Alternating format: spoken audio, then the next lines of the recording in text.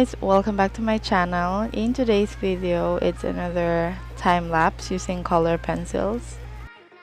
I finished this drawing I think last month, but have no time to edit and upload, so only now that I remember that I still have another time lapse that failed to edit and upload, so here it is.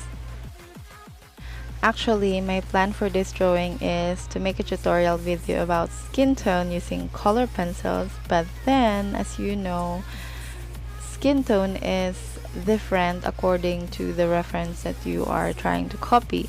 So you cannot say that pink, blue, red, yellow, or green is the color for skin tones. No, it depends on the reference that you are trying to copy. So I decided that I'll just give some tips and advice about the colors you should use when the reference is like having dark skin tone or light skin tone. So let's start. Okay, let's start for this drawing as an example. As you can see, the skin tone is a fair skin.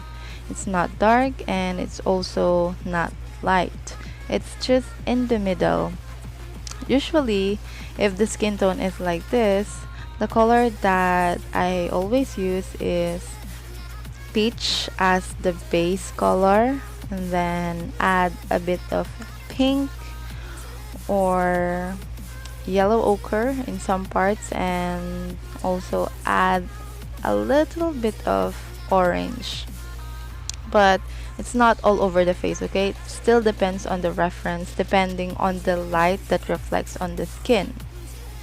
So here is the 4 colors. This is the colors that I often use when I'm trying to copy a fair skin. But of course, even with the fair skin, there are parts that has dark area. So for those dark area in the face, I use the 4 colors that I mentioned earlier, and on top of that I add burnt ochre, and to darken even more I add nougat, and to make it darker even more I add Van Dyck brown, or sometimes I use gray, and there are times that I also use green and blue. And that's the color that I add to make this part of the drawing. Okay, now let's move on. For the light skin, or like American people, usually the color that I use as the base color is again flesh, and then add a bit of pink, and then yellow ochre. And if they are not that white, I add orange. So still, that's the base color, the first 4 colors that I mentioned earlier. But when you are trying to copy a dark skin tone, sometimes the base color that people use is yellow ochre, and then add burnt ochre,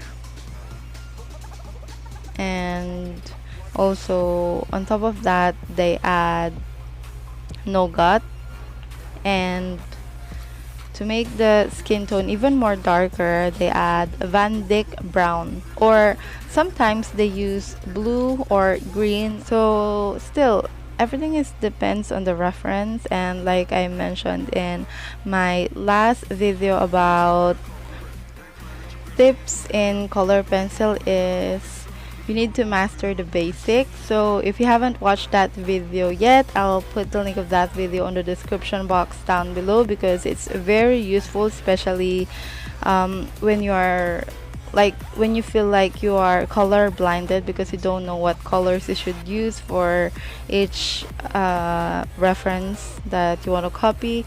It's for you to know the basic first. So it's like building blocks. You need to build the basic or the lower part first before you build the top part of the building blocks. So it is the same with color pencils. Learning the basics is really important. I remember the times when I'm still learning about color pencils.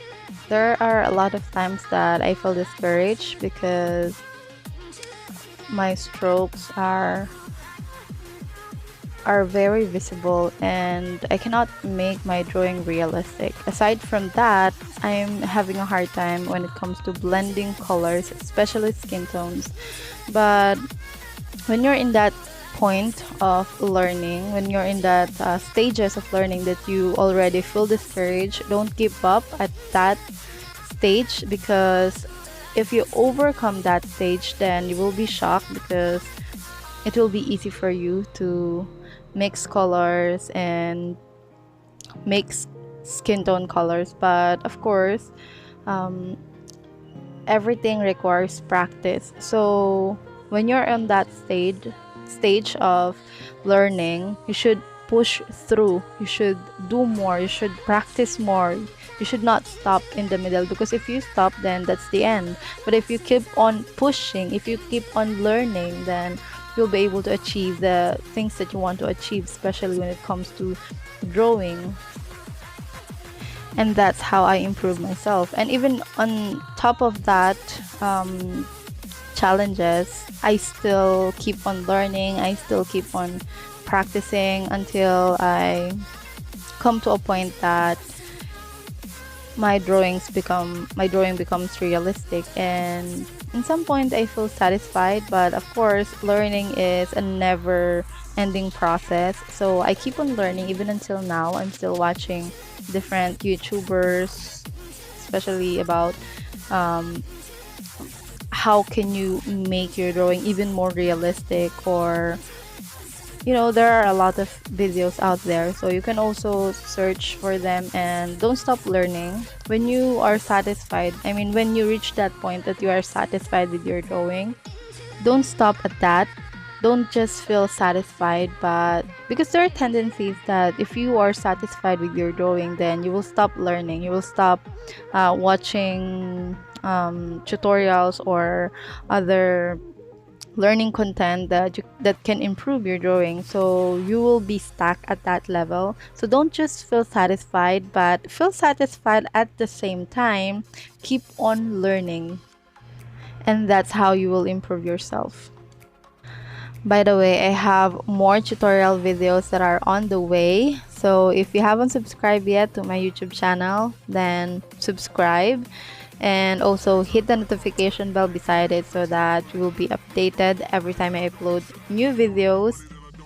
And if there's anything that you want to say, or if you have questions, suggestions, or request video, anything, feel free to comment it down below. I am reading all of your comments.